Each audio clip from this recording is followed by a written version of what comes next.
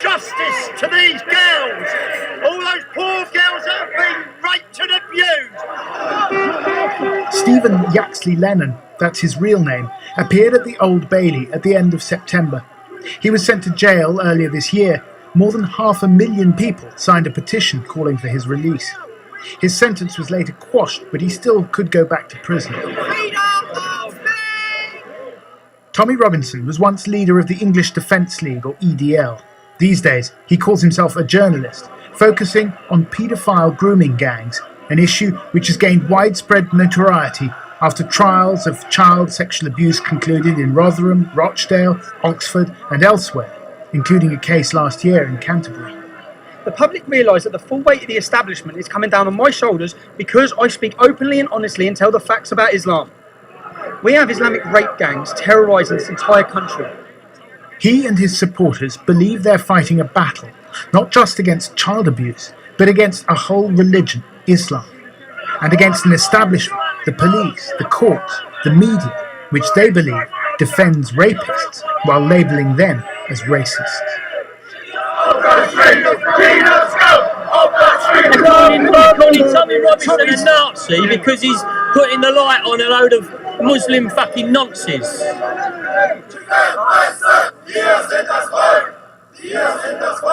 Across Europe, political movements with an overtly Islamophobic agenda have entered the mainstream. So far, this has not happened in Britain. But could this movement morph into a political force? It's a question that's not easy to answer, not least because his supporters mostly hate the media.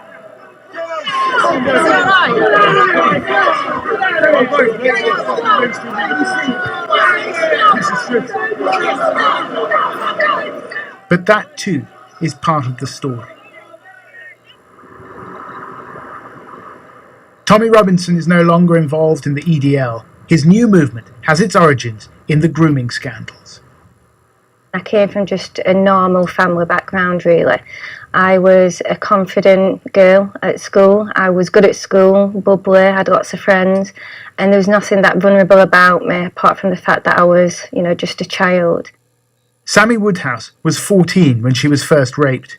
From that moment on, I was abused mentally, sexually and physically for several years.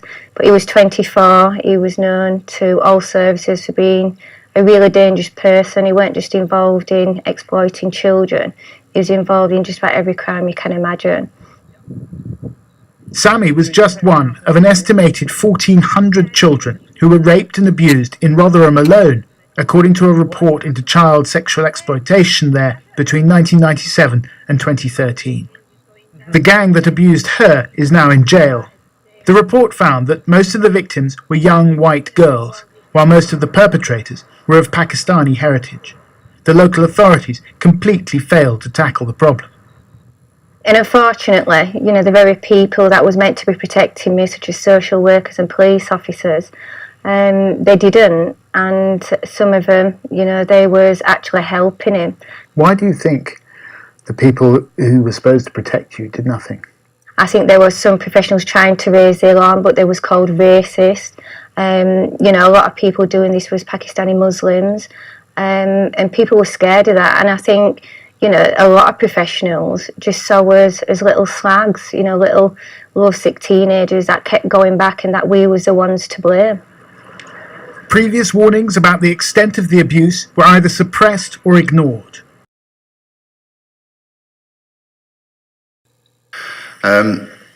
And what happens then is that you end up in a very, very enclosed environment, and the police service is heavily compartmentalised.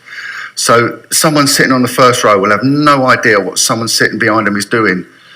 And I ended up on a unit, and I was asked to look into transient paedophiles, and the Sex Offenders Registry Act had just come out in 1997, and they were losing sex offenders. They didn't know where they went. So they said to me, look, we know from intelligence in the prison service that there's probably about 2 sex offenders in London that are transient, and we believe they're living on canal boats. Can you look into them? And there was a thing that I used to study a while back, and it was called geographical profiling. There's always a reason for everything, things don't just happen by chance. Everything has got some sort of thought pattern behind it. And so I was looking at the canal network and trying to work out why, and it was quite apparent that they're sort of on the fringe of society. There was very much an alternative culture living there, very much a hippie lifestyle, and you know, kids like canal boats. And at the time, the BBC had this programme, Rosie and Jim, with these two little dolls.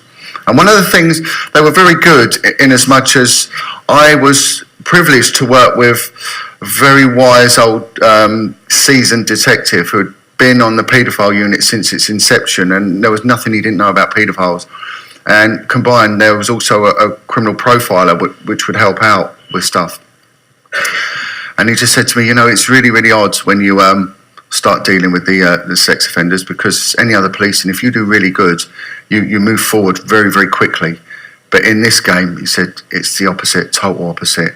And he said, if you ever start looking into things and you become very good at it, they'll shut you down. And they'll shut you down straight away. And he went on to tell me about a very prominent MP that they had twice, and on both occasions their funding was withdrawn. But he also used to tell me about things to look out for when you're in the houses. And there was bizarre things. There would be, like, in the houses, there was one, the picture of the crying boy that was quite synonymous during the 70s. There's another one of a fireplace with two children stood facing the fire and they're naked. And it's, if I was to show you on there, you go, oh yeah, I've seen them. They're really crass sort of old paintings, prints that would appear. And it's very subtle things that would appear in during the search they told you to look for. And with the canal boats, it tended to be things, anything that would lure children. And the Rosie and Jim dolls, the other thing was a Boy Scouts fleur-de-lis badge they were put in there. Because if that's anywhere, Boy Scouts know that they can go as a place of safety. But it was the opposite. Action Men, they'd have Action Men in, you know, and you'd see it. And I think if anyone ever saw Sun, Sea and Satan by Pyamash Films, Bill picks out these two dolls in the front garden. And I actually went to see Bill and I said, you know, you'll bang on. That's exactly what they do. So they said to me, look, there's two sex offenders. If you can find another two in the next 3 months, we'd be really pleased. You know, you just do what you want. Any resource you want, you can have it. Well, by the end of the month, I found 90. And some of these were so high risk factor that one of them, he'd been allowed to roam free, and his intention was to capture a boy and dismember him. And that was found in notes. So this was how powerful they were there. And they were targeting also special needs kids, because they would take them out on boating trips and things like that. And it was just unbelievable. And this fella said, look, if a man wants to chat up a woman, he'll go to a nightclub. If a paedophile, they'll go where the kids are. And the other strange thing with sex offenders, a lot of them had no previous convictions. So it broke the cycle of what criminal profiling was. You get like this college of criminality. It starts off when they're younger and progresses right the way through their adult life. And I'm going to go on to that, and I'm going to go on to the reasons why that occurs. But with sex offenders, it's different. A lot of them have no previous convictions. But if they do, it tends to be for deception, because deception is a very intelligent crime. And it shows the thought process behind them. And also they will have their incubation period, that they will be very patient. They could wait months and months and years and years and years until they've got themselves established and the child is at the right age that they're at. But one of them said to me, look, the other thing you need to know about them, they're what they call trisexual. And he said what that means is they're not just straight, they're also bisexual, but they're trisexual. They will try anything, and there will be no limit. They will have their specific age group that appeals to them and the gender that appeals to them, but if anything else is going, they'll have it. They'll have it. And it was, one of them was a quite infamous sex offender called Sidney Cook. This man, in his 70s, he was in a cell, prison cell, and the window was very high up, and they never knew how he did it. He would secrete himself in the alcove of this window, which was like 6-7 foot on a bare concrete wall, and he would get in there and he would masturbate 19 times a day in his 70s. You know, this is the sort of deviance. And of course he worked on a fairground, and very, very similar to the canal boats. Anyway, so we had 90, and the next thing, this old detective said, listen, your name's getting mentioned in the corridors of the yard, Scotland Yard. And he said, just be careful, John. It's getting a bit too successful. Literally within 2 weeks, my commanding officer came and said, can I have a word? He said, we're taking you off the thing that's called Project Tanner. He said, we're taking you off it. And it was highly successful. We was getting inquiries from all around the world. It was just booming. And I said, why? He said, we can't afford to second you. And I said, well, that's nonsense. I said, come on, you need to credit me with a bit more than that. And he said, look, it's come from high up. We've just been told, shut it down now. So appalled was I with what was going on. And again, this was the first time I ended up in what was termed a conspiracy. Now, we've got to look at conspiracy. It's given some sort of mythical status, but it's in statute law. You can conspire to commit armed robbery. You can conspire to commit murder. The only people that can't conspire in law is husband and wife. They're the only people in law. Husband and wife cannot conspire. So conspiracy is a very powerful part of our statute law and is active all the time. So it's a nonsense when they denigrate that word. And I moved. I was told you can have any job you want, and I was just appalled. And for that little moment, I ended up seeing a glimpse of this underbelly in our establishments, in our institutions, in our police force. And it was horrible. I then moved on to a very, very good job. It was the Clubs and Vice unit. And it's got quite a notorious history within the police for corruption. And there was Operation Countryman was set up in the 70s because of the vice officers stealing so much money of pimps and things like that. So it was quite a heavily monitored unit.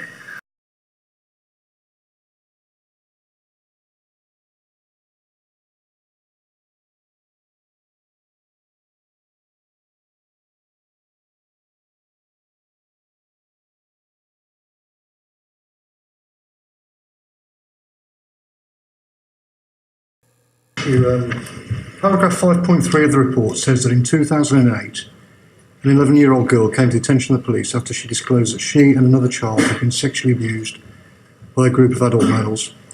Just a few weeks later, she was found in a derelict house with another child and a number of adult males. Yet she was arrested, 11 years of age, she was arrested for being drunk and disorderly, and none of the males were arrested. Has your force identified the police officers involved in that and found out what went on?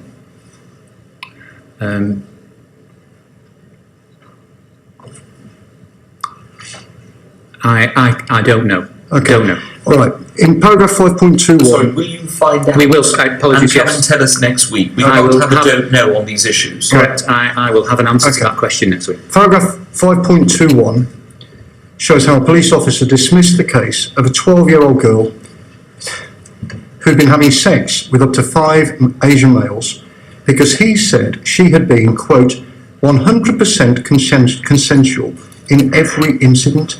12 years of age? I think that's unbelievable, to be honest. Have you identified who that officer was and found out what happened there? Can I just make one thing clear?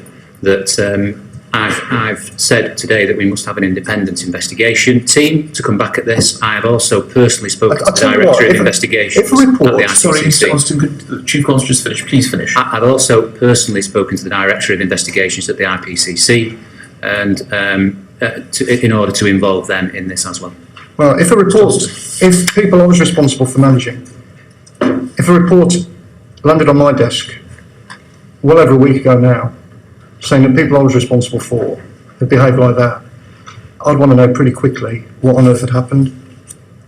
In paragraph 5.9, it says that fathers had tracked down their daughters and tried to remove them from houses where they were being abused, only to find themselves arrested when police were called to the scene.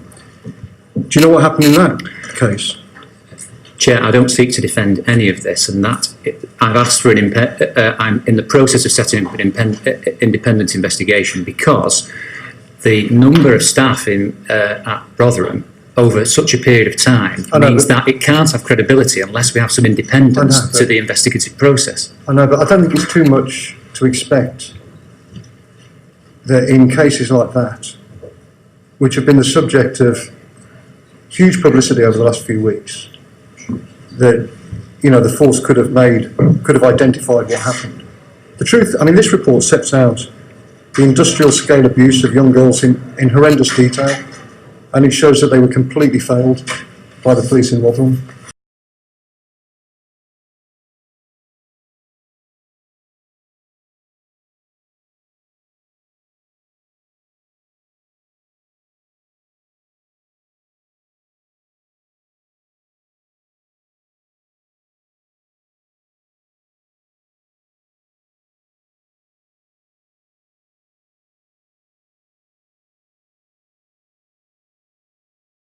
They try and be your friend when you're vulnerable, and they ply you with drink, and they try to get you to say something that you wouldn't normally say. I want to show what Lucy could have done.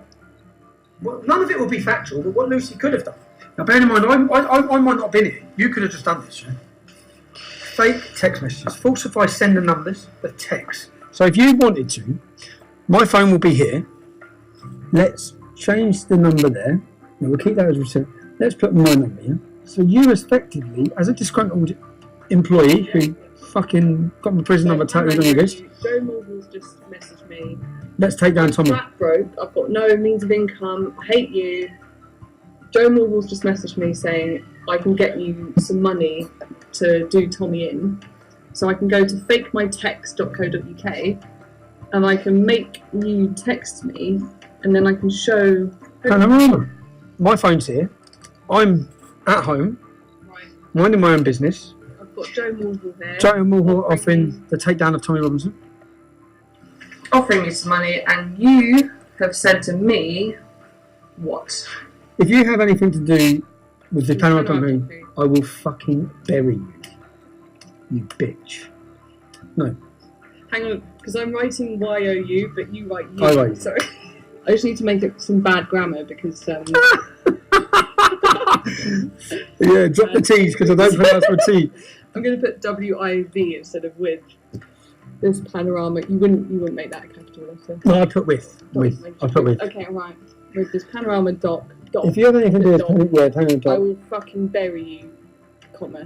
Bury you bitch. Just to prove, I can have nothing to do with this. I'm not. My phone's here, so I've not sent you a message. Yeah, so let's wait. And the point is that they're actively searching with a far left organisation. They're actively working with my ex-employees to bring me down. What I want to prove here is how easy it is and how many other things in this documentary have been faked on me. If you had anything to do with this panorama doc, I will fucking bury you, you bitch. Can you focus on that?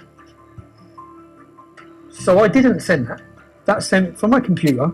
My phone has not sent you a single message. Now, Panorama are the biggest investigative journalists in the world.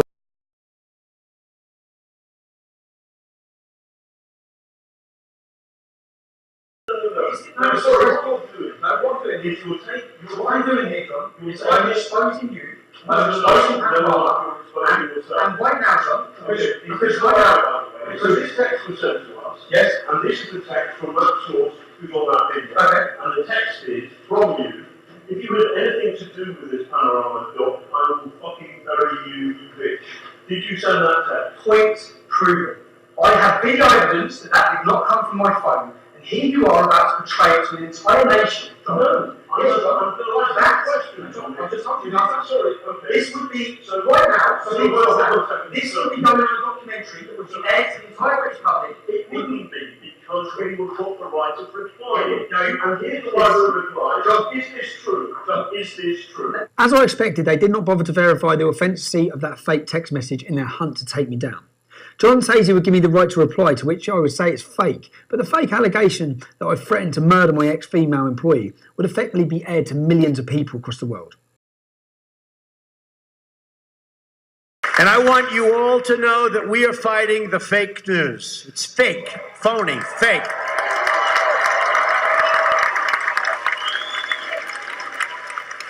A few days ago, I called the fake news the enemy of the people, and they are. They are the enemy of the people.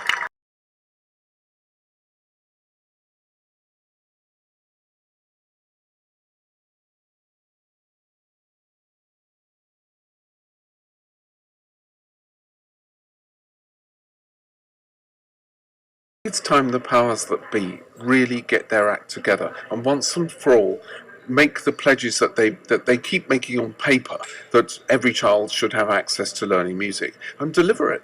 There's been too much talk and not enough action. And we really need now to rise above this kind of, will we get funding this year, will it come next year, and just, it should be taken as read that our children learn music.